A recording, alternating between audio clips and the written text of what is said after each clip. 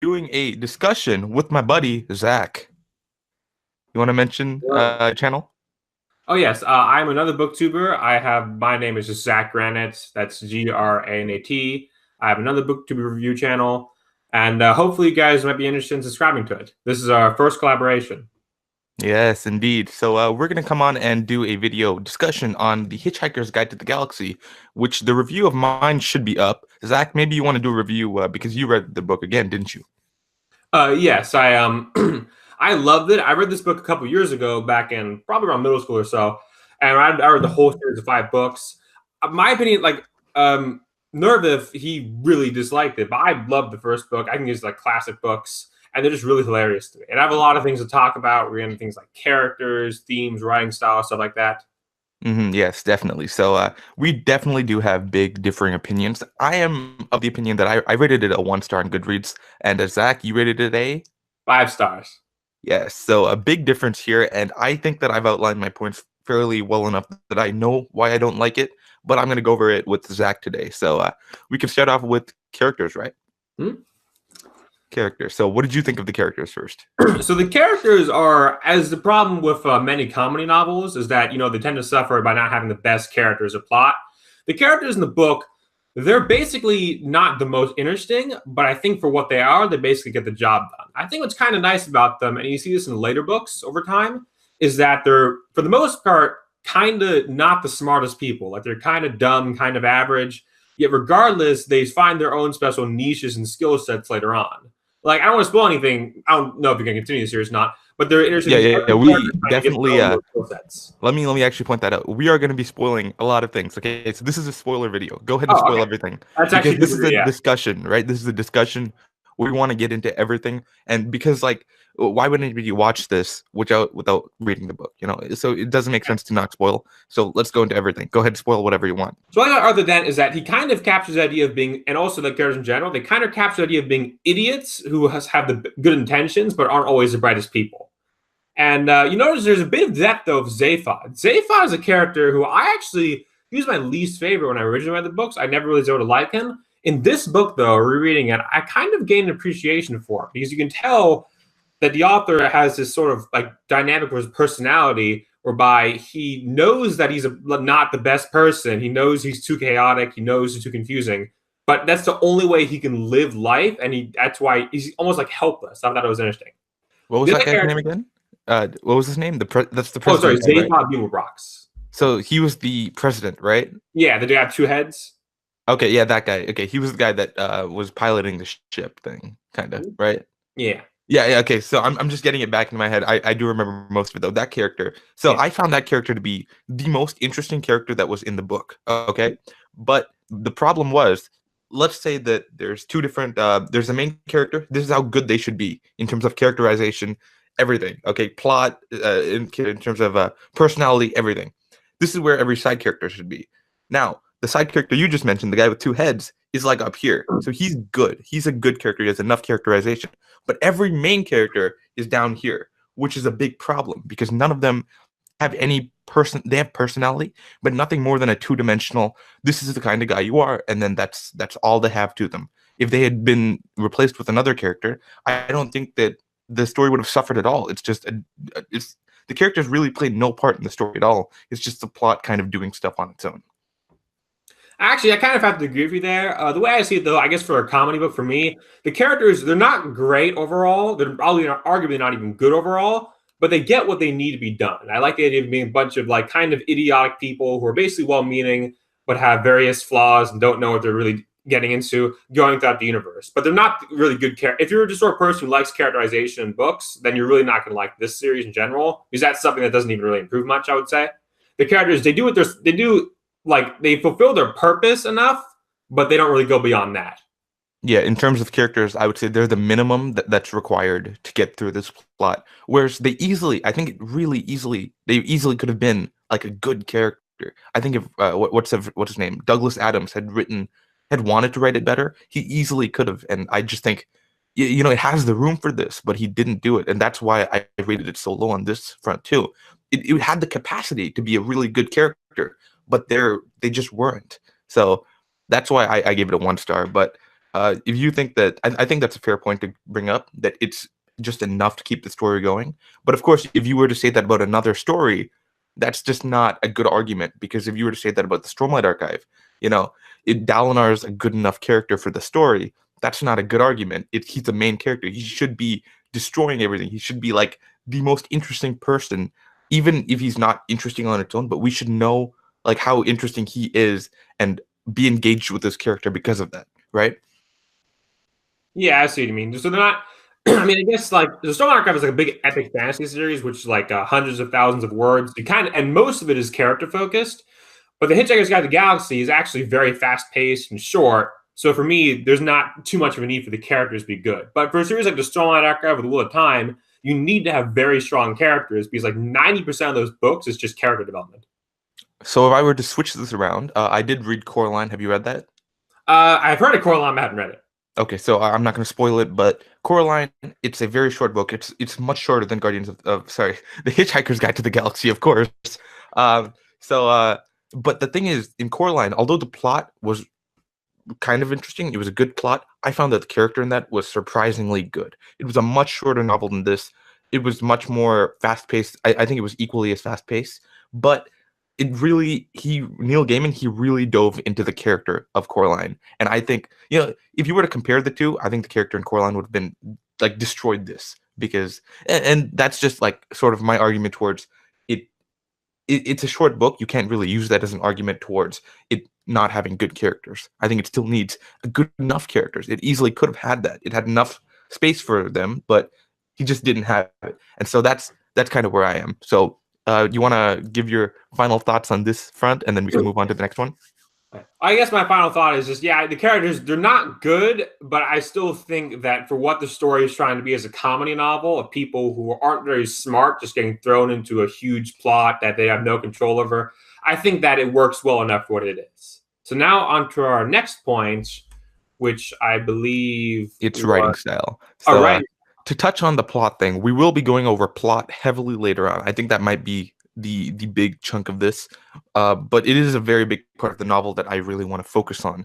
So we'll keep that on our minds until later on, but then we can, for now, we'll just go over to writing style. And I think I'll go on first this time. Writing style, I was not a fan of it. It was super dry. I seriously couldn't stand it. I was reading the first 10 pages and I just put it down. I'm like, this is a bad writing style. And that might be something other people enjoy. So I can't really fault you if you enjoyed this writing style, but for me, I read 10 pages and I couldn't, and I'm just like, why did I pick this? It was supposed to be I was reading Peace and Turmoil in between this, so I was kind of halfway through, and then I picked this up because I wanted a break, and I really regretted it. So I really couldn't stand the writing style. Maybe if I had enjoyed it more, then I would have liked the book more, but it wasn't even an easy read to get through, Yeah, I see what you mean. Well, I mean, so like the writing style is dry. It's fairly minimalistic in how it works, but I kind of liked it for that. So what I kind of admire in a writer, like I'm a big fan of like really long, flowery stuff, but I also like simple stuff whereby when the writer, he writes sentences and things, but he'll give you like just enough information in order to keep on going. Like for instance, I was kind of thinking, sounds kind of weird, of Conan and Barbarian, those are short stories I love. And the writing style in those is known for being like only a few sentences are needed to create a scene. And Hitchhiker's Guide to the Galaxy, it's not necessarily on that level, but what they do is he describes scenes and characters in kind of minimalistic detail, but the details he does give you, in my opinion, are just strong enough for you to know exactly what's going on. Like we'll describe some big planetary event or some person, and it'll give you just enough detail for you to understand what they're like, what they're going on. I actually like that aspect of it. But it is a dry writing style, though, I agree. Yeah, so something I've learned about in the past year is that one thing that writers really, really want to focus on is the fact that they want to make their prose do two different things at once. They want the prose to describe something while also providing a hint of something else. Like if you were going to say, I was trapped in a cardboard box, you wouldn't just say, I was trapped in a cardboard box like Douglas Adams would. You would say, I was trapped in a stifling, dark cardboard box. You want to add emotion to that, and I think that's where this book really suffers. Although it does have the really short, punchy stuff, it didn't even include enough to bring a real emotional weight to the narrative or to the characters or to anything. And so you're right in that it does it is a very really simplistic writing style. I think that there's two definitions of simplistic. The simplistic for the sake of being simplistic and not wanting to describe more, which I think that this is, and they're simplistic in the name of wanting to not waste your reader's time, but putting as much as you can into the simplistic writing style, which is what I would consider Brandon Sanderson to do. So there's two big fronts here, and I would go with Douglas Adams not really adding too much. The simplistic writing style doesn't add much to the story, and it just, without the extra meaning, it's just so dry. And I couldn't stand that at all. I see what you mean. For me, like it also, this is our later point we'll address later, but like just to go into briefly, it ties into the humor a bit because British humor is known for being dry and matter of fact. Yes, so the British Office, yeah. Yeah, so like when they don't describe something in much detail, or they describe in a few detail, but they're doing like a witty way of the sentence structure or whatever, then like that makes sense to me for how the humor. But that's, I guess, all I can really say for that. Okay, that's fair enough, because the humor, of course, it is very different, British and American humor. So that might be not why I didn't really like the humor at all. Spoilers for the rest of the video, but that at the same time, it's like it's my own review and it's your review too. So I would assume we would have the American sense of humor, but we still felt that it was very different, right? You really enjoyed the humor from what I could tell, and I didn't. So even then, there's a big divide between American readers. So there's that we want to discuss later on. But the writing style, in general, we both agree it's dry. I think that it's far too dry and it doesn't add anything else. Well, summarize your points really quick in like a sentence or so. Oh, I suppose for me, it'd be the writing style is simple but witty, and it gives you enough information for you to picture what's going on. Okay, fair enough. Fair enough. I do respect that kind of writing style. That is a fair writing style. I enjoyed in this book though, so that's cool. We have some kind of a agreement there that it's really dry. So we can go on to themes, which I think you might want to start us off on. Oh yes. So for me, what's interesting about the themes here is that this book is basically nihilistic. So it posits the idea that our life. I think it's nihilistic. Oh, sorry, nihilistic. Whatever. So it's nihilistic. So the idea is that like our life in the universe is meaningless, right? Because that's what they say, the meaning of life being 42. It's not really worth trying to find a meaning of life. It's pointless. And things happen in the universe which are completely absurd. But what Douglas Adams' idea is that even though the universe doesn't have a point and it's meaningless, it can still be fun and enjoyable because you can appreciate how absurd everything is. That's what I like about it. It's actually like we're both fans of Daniel Green. He's another booktuber. And he did a video about nihilism, and he explained how he himself is a nihilist. But what he means by that is not in a depressing sense, which is normally associated with, but he believes that since there's no meaning to life, you can make of life whatever you want it to be. And that's what I really loved about Hitchhiker's Guide to the Galaxy. It posits the main theme of the book is basically the universe is meaningless, but that's not a bad thing. It means you can do whatever you want. So for the sake of this video, would you consider yourself a nihilist? Yeah, sure. Okay, cool. Yeah, I like the idea. All right, so I'm just gonna go ahead and say that I'm not. So that might be a big divide on the theme, because the theme is something you agree with, whereas I don't at all. So in fairness, but I don't think that I took that into account in my review at all. It might have a completely different theme to what I was looking for, but if you make it interesting, if you make it cool, I think that's a fair assessment of a book. You can make it a really cool theme that I disagree with, and I'll rate it high because it's an interesting exploration. But I feel like although it didn't really explore the theme, it kind of assumed it and went along with it, which kind of annoyed me a little bit. But that's cool on its own. And then it just goes on, and the theme itself, I noticed your theme near the ending. But if I went through the book knowing the theme, I think there would have been very little big points that are pushing the theme. It's something that you kind of pick up at the end and nowhere else. So although the theme, it's interesting, I guess it wasn't, I don't think it was put into effect in the right way. Okay. I think that actually for me, I was thinking about nihilism when I read the book, actually, while I was reading it, because it was just something I hadn't thought of much when I first read it. So I did notice things like the most obvious is definitely, 42 being the meaning of life. I think there's some other stuff. That's a good one. I do like that one. That's a smart one. But there's other things like, how really crazy, inexplicable coincidences happening. Like, for instance, when Arthur Dent, he's talking at some point and his message is relayed through time and space to an alien civilization that's at war with another alien civilization. and that continues their conflict. And then they go to Earth when it's done to get revenge, but then they're eaten by a dog. It's just like the idea is really absurd, ridiculous things like that. Is basically Douglas Adams' way of saying the universe doesn't make any sense and doesn't have meaning, but that's fine. It's kind of funny. Okay, well, those are coincidences, and okay, so that was a little bit funny, I guess, but it wasn't. I guess it's British humor, I would assume. So I didn't really think that was the funniest thing, but I do like that scene. That was an interesting scene to say the least. So themes, what did you think of it? I think it's okay. It's okay. I don't have to complain there, but it's not great in my opinion. Yeah. I like the theme because I like the idea of the nihilism it presents, whereby the universe has no meaning, but that's not a bad thing because universes can be a joke and you can laugh at it, and that's the fun thing to do. Okay, so implementation, I guess, is where we disagree there. Yeah. Theme itself, not a bad idea. How it was implemented, not that great. Okay, so here we get to the big chunky one, the plot of the book. So I think I'll go ahead and start off because I think that I was really, really big on plot while I was doing my own review. Plot for me is meant to make the book really digestible. It's supposed to make it interesting, and it's supposed to be a beginning, middle, and end. And that's what a plot feels like to me. To make it feel like a plot itself, make it feel like a story. This book did not have any of that. It kind of just skipped around doing things that were completely unrelated, which I guess is part of the theme that you mentioned.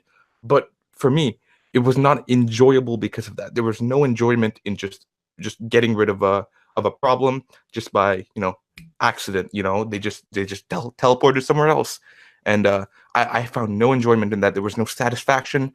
The plot was completely all over the place, scattered.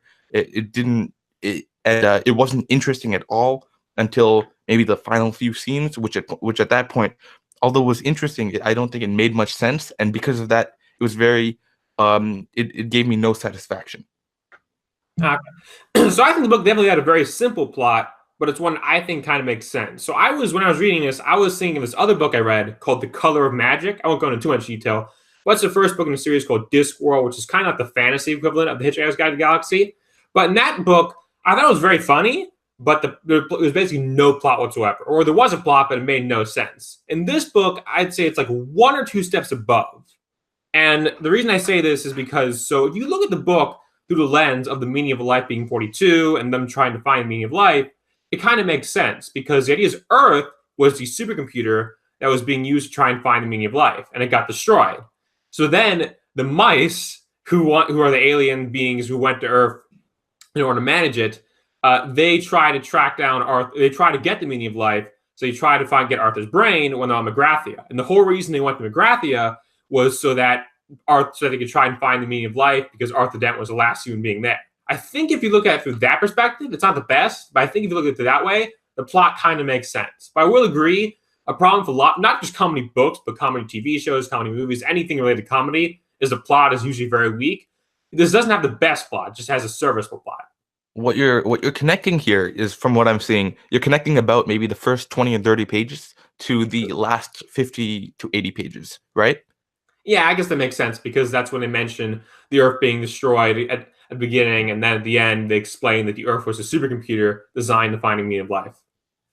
Right. So if I were to go through that with you, right, you start off the story with the Earth being destroyed, okay, and then at the end we're explained why the Earth was destroyed and why the Earth exists. But however, the problem is the middle.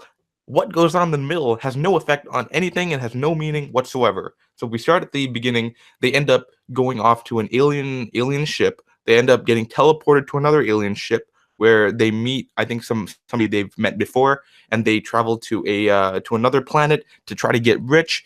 And then on that planet, they discover the reason why Earth was destroyed. So if you look at the middle three plots, it has no bearance on the other two plots. It's literally, they could have been removed. They immediately could have been teleported from the beginning, since they were teleported, obviously. They could have been teleported to the final section, to the planet, and easily the plot would have been resolved. Because if you look at any other decent novel, in my opinion, you will find that the middle is essential. You will find so many things in the middle that you need to understand it and enjoy the ending. For example, what have I read? Coraline. One big thing that you need to understand in Coraline is the relationship that she has with her neighbors and with her mother and with her family and the outdoors and the indoors, her relationship with the world. And that's kind of made big in the middle. Okay. And if you had removed that, the beginning and ending would have no connection whatsoever. And I think that's what makes a good middle, a good plot. And Douglas Adams has none of that in this story. Yeah, I see what you mean. I guess I kind of revised my own things with the plot. It's not even really a serviceable plot. It's kind of like a not even entirely there plot, I guess. Yeah, I didn't read it for the plot, but if again, it's another thing of the characters. If you're looking for a strong plot and characters, you're not going to get it all in this book. If you ask me, I would pick up a book for the sake of plot. Characters would be somewhere in the second or third place, but I really want to enjoy the plot the most. That is the big thing. And if I'm picking up a humor book, right, I expect there to be a plot. And, even if it's a mildly uninteresting plot, you would expect more humor. But I feel like there should be a plot in place, whereas this book is just flopping around, not really doing much at all. And, the humor might have made up for it, but I don't think it could have made up for the lack of satisfaction I had in the story because of there being no plot. Yeah. Right? Actually, I will say, if I remember correctly, the third book in the series was actually my favorite because that one actually had the strongest plot. It was about them trying to save the universe. I don't remember everything about it, but I don't know if you're getting to the books or not, but if you did, I would look forward to book 3 probably. But actually, book 3 and unfortunately the kind of unfinished book 5 had the strongest plots. But yeah, the other book series don't really have much in the way of plot.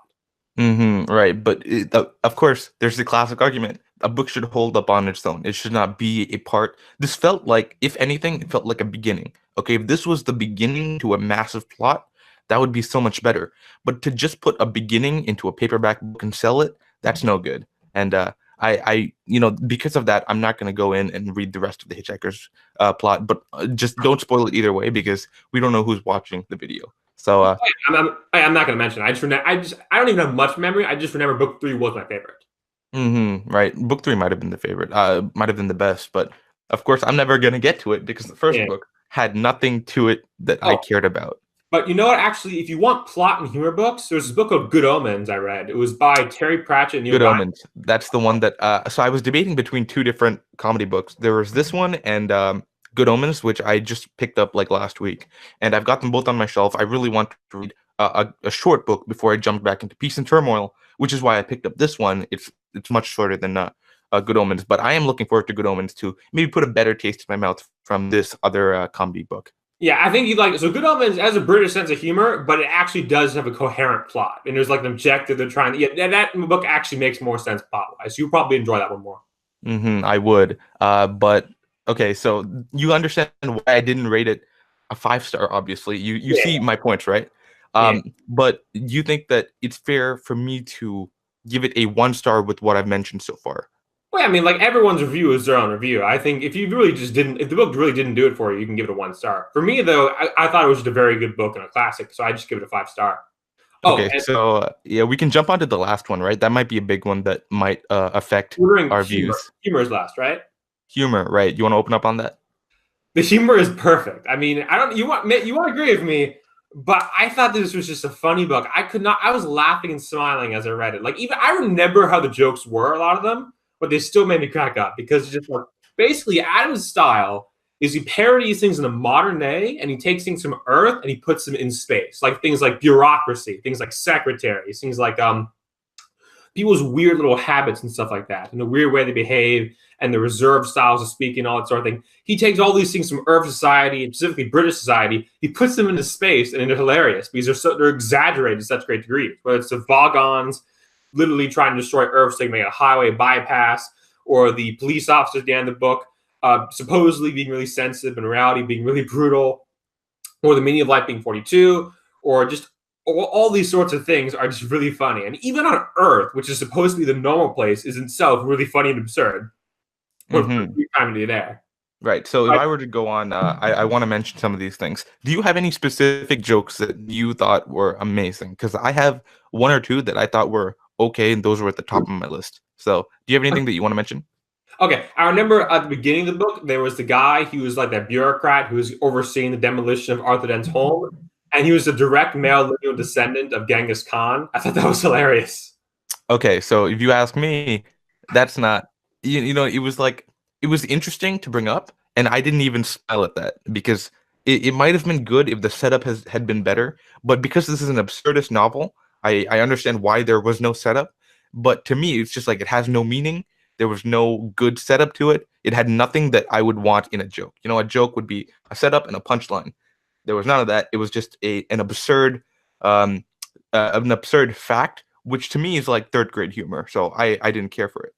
Yeah, actually, I mean, for me, the joke what they do is they take an idea and they carry it through all the way. Like for that guy, they keep mentioning how he is the direct male lineal descendant of Genghis Khan throughout that entire chapter. Oh, there's another joke I like too because have you heard of this? The idea that if you have an infinite number of monkeys and an infinite number of I do. typewriters, Yes, I know yeah, that one. they made a joke about that in the book, and they're like, these are in an infinite improbability drive, and all these really improbable, crazy stuff are happening. And at the end of it, it's like, hey, one of them says, we've got these monkeys in the other room, and they want to show us a script they worked out for Hamlet. I thought that was hilarious. Oh shoot, that's actually kind of good. That was an interesting one again. That had a setup and a punchline, kind of in a way, but to me, still, it wasn't a strong one. It came out of nowhere.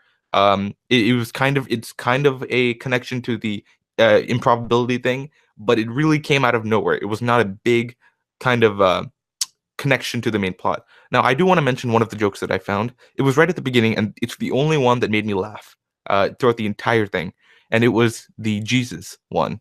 You remember that? Oh, the one he's like, oh, hey, it says one guy decided that, hey, maybe it'd be nice if we were all nice to each other for a while, but then he got nailed to a cross. That was He funny. got nailed to a tree, yeah, and Yeah. that was a funny one. I enjoyed that because that was the topic that they were discussing. They were talking about how people were just not nice, and so to connect that and to put a final punchline on that, that was a good joke, and I really enjoyed it because it was an interesting one. It was a way that I had never thought of it before. It was a very innovative joke. Okay, it was a great one. I like that a lot. But if you go into the later stories, I find that none of them have the same connection to me. I remember one that I remember distinctly. It was that they were in the pod about to be launched into space, I believe, into because they had been caught by the Vogard or something. Bogon? Yeah. Vogon, yeah. So you remember that scene, right? I'm not just making it up. Oh, and are you talking about when Ford is like, look, there's a lever, and up there it's like, really? And the Ford says, nope. Just kidding. That's the one, and I'm just like, that's just such a like tapping you on the back, and then you turn around and there's nobody there, and it's like, got him. Like that's not a good. That's kind of like a third grade joke. I don't understand. So if you have like the Jesus joke at the beginning, that was very relevant. That was very interesting, and then you have this kind of joke, which is just a tap on the shoulder. It's not funny when that's the main majority of the jokes that are present. There are some things that I find kind of interesting as well, like the ones you mentioned. You brought up some things that I totally missed, but still, those feel like third grade humor to me. So I didn't enjoy the humor. I smiled a couple times. I think I would guess 4 or 5 times throughout the reading of this book. I laughed once because of the Jesus joke, but apparently it's one of the funny. Like if I look on Goodreads, it's like everybody's praising it for being one of the most funny, interesting, smart books of all time. Neil Gaiman does that, so I'm like, am I that dumb? But I don't know. Everyone's praising it for being this funny, genius book, and I just can't see the jokes. Like the jokes are all third grade jokes. It's all British comedy, which of course, I don't get, and stuff like that. And I do want to mention, I'm kind of destroying this book a little bit by being mean to it. And I'm sounding really negative. So just in case anyone's like getting mad at me, I'm doing it for the sake of this video. Usually, I'm trying to like be really happy on the channel and cut out any part that I'm being really sad in and depressing or whatever. And I try to make it like kind of interesting. So, but here you're going to see all of it. You're going to see all the like me ranting about books. So, yeah, that's my point about humor. What do you think? Oh, well, the way I see it, so for British humor, like the show Monty Python, they had things like, well, they never actually had like punchlines or setups really. The idea was the whole situation, the whole sketch was the joke because it was just really weird and absurd. That's just kind of book. There are a couple like standard jokes, but for the most part, the idea of the humor is that there aren't really. You could say there's not even really jokes per se. It's just like A humor situation, I guess. yeah, humorous situations. That's the whole idea of the humor, and I love that. But it's definitely not for everyone because not everyone likes that kind of humor. Right. It's like for me, if you put a humor situation, it's a joke drawn out. Like it's a joke that you repeated 50 times. And it's the highway joke. that kind of extended into being a joke about how the Earth was made, why the Earth was made.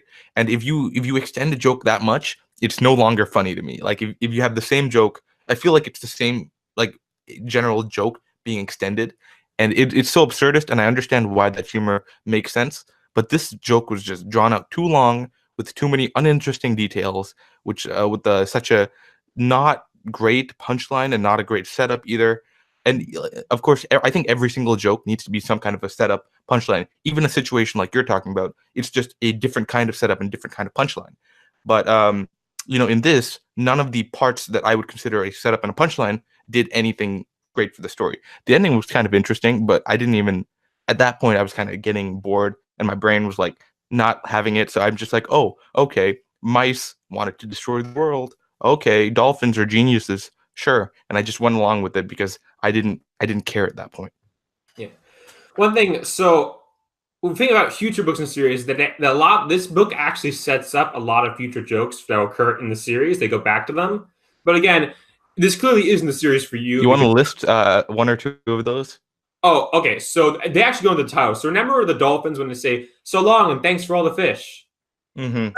Oh, wait, was that from this? Yeah. Whoops! I just sent. I was looking online for something because I was leaving a group chat and because they were roasting me so hard, and I was looking for something that said "so long" and some kind of a joke, and I found that. I forgot that was from the book. Okay, Yeah, that's so long cool. and thanks for all the fish. But you see, it was in this book originally, but they used it as a title for the fourth book.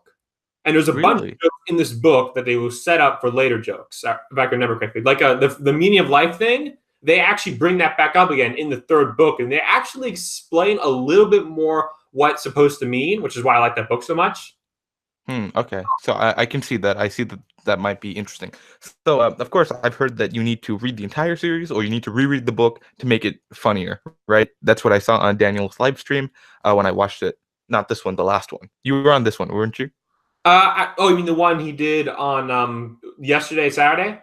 Yeah, you were there, right? I missed it. I was there. I missed it by like half an hour. I remember Nightbot was like starting a police state, and they were doing Orwellian tactics, and they were suppressing people who did all caps. Yes, exactly. So there was that, right? But the live stream before that, I mentioned it to him in the chat, and he said that you need to reread the book to make it funny. It's not funny unless you reread the book. Okay, I'm probably saying it wrong, but he says reread the book, then it'll be funny. So I want to point out here that if it wasn't funny or interesting in the first place, I have no interest whatsoever in rereading the book. It was just I want to put it away. I bought it for my sister. I thought that she would enjoy it for Air, if you've seen her in another video. But I don't think I'll give this to her because it's so okay, in my opinion, it's really one of the worst books I've read in a long time. It's praised so highly. It's so underwhelming, things like that. So I kind of that's my general thoughts on this book. I actually don't like the attitude Daniel has with that. Like, if you didn't like the book the first time, I don't see why rereading it would make you like it more. Since I've already read, liked the first time, and I still liked the second time. But if you really didn't like the first time, I don't think it's going to get better because like the jokes aren't going to change. And if you don't like that style of humor, that's fine. But I'm perfectly fine if you not like the book. I personally disagree, but like you have very valid points against it. Okay, so you've definitely changed my mind in terms of humor and what is it? Humor and plot by a little bit. Humor definitely a lot because you brought up some things that I thought were not funny at all, but you've said them again, and this time, it kind of rung some bells that were actually kind of humorous. So you've changed my mind on humor for sure. I don't think that I'll be increasing my rating though. So do you think that I've affected any of your thoughts on this book? I think you actually, yeah. So you made a point. The characters are basically like okay at best, and the storyline is honestly like you're right. It doesn't fulfill like what a normal plot is supposed to do, and a lot of events occur kind of meaningless. But I still love it anyway because just how really humorous it was. Now everything in it is just there's really one humorous situation to another humorous situation, and I just thought the whole book was just really funny for me. But yeah, if you don't like the humor, it's just not gonna be for you. How long did it take you to read the book? Oh, I think 2 days. It's a short book. 2 days. Okay, that's not bad. It took me. Okay, hold on. I have it written down, I believe, in the back. No, okay, I don't have it. But it took me like a good 4 or 5 days because I was just putting it down every 40 pages, kind of not caring about it. I thought I would read this in just one day and jump back into Peace and Turmoil. But this book was really, really not like there was nothing stringing it together. I had no interest in continuing it. But of course, it's only a 200-page book. I don't want to be DNFing a 200-page book, right? So I didn't want to be that weak, so I just went ahead and read it. So that wasn't that great. But okay, so I guess this generally ends our discussion on this book. Do you have anything to say? Oh, no, I think I'm pretty. Yeah, I think we're pretty good. Okay, so that's going to be it for this video. I hope you guys enjoyed this discussion. Anybody who's watching, we'll be posting this to both of our channels, so you don't really need to skip ahead and watch the other one. But if you did enjoy our conversation, be sure to check out the other channel because I think that you're a very good channel. Even though I've never really read any of the books that you reviewed, I still enjoy your videos because you bring up some good points in terms of these books that I've never heard before, and I really do enjoy your content. So definitely check out Zach. He's a great YouTuber, and I think that ends our discussion. Yeah, I'll promote your channel. Nervous is a great YouTuber. He's also really great, like great friend of me because he actually he knows a lot about editing and stuff, and he helped me out. He actually helped me change the layout of my channel very early on, so it looked more professional. He was just really helpful for that. So I definitely recommend subscribing to Nervith. All right, I'll be editing this video up and giving it to you too. So we're gonna be putting this video on both of ours. We'll do some other discussions if anybody wants to hear it in the description, or sorry, in the comments. I keep saying description for comments, but I am reading this book right now. Okay, my actually camera is kind of trash, but The Way of Kings. Okay, I'm reading that currently. Maybe if somebody wants, we could do a discussion, me and Zach. That might be cool. What do you think of that? You would have to reread it, right? I would have to reread that, and that would probably take. That's a big book, so it'd probably take me a couple weeks. But maybe that's true. Yeah, I love the Stormlight Archive. That's probably one of my favorite, if not my favorite, book series right now. So I wouldn't mind rereading it, but probably would be a while. In fairness, I should probably finish because personally, I think I'm going to finish the Stormlight Archive within the next 2 months, or 3 months. Oh, well, I've done. Yeah, that might be better if I just finish the Stormlight Archive and get back to you. Can you remind me what the 2.5 book name is? Oh, it's called Edge. I actually haven't read it, but it's called Edge Dancer. Edge Dancer. Okay, cool. So I'll definitely be picking that up within the next, maybe not 3 months or so, but definitely within the end of the year. I can guarantee that because so far it's really, really good. And I'm enjoying that much. We also have plans to perhaps pick up Malazan together, maybe. Possibly. Again, that's probably like maybe late this year or next year because it's a really long series. We have a bunch of stuff we want to read before then. Yeah. So I'm personally gonna, since you've already read like all the fantasy books that I plan to read, I've only picked up fantasy this year or just early last year. I'm gonna finish off the Kingkiller Chronicles for sure. I'm gonna be finishing Stormlight Archive for sure this year, and I'll possibly get into Game of Thrones, Wheel of Time, and likely Malazan. If also finish up Dark Tower if within this year. So I probably be doing a ton of fantasy. And maybe we'll have some comparisons. We may be able to do another discussion. And basically, that's probably going to be good. So thanks, you guys, for watching. I hope you guys enjoyed this discussion. If you did, please leave a like down below and subscribe to both of our channels. Make sure to check us out, see what we're doing. And let us know in the comments if you want to see us do any other discussions. If you have any thoughts on this book that we didn't bring up, or if you have any comments about this video, anything at all, we would love to hear it. Yeah. So thank you guys for watching, and I will see you in the next video. Bye.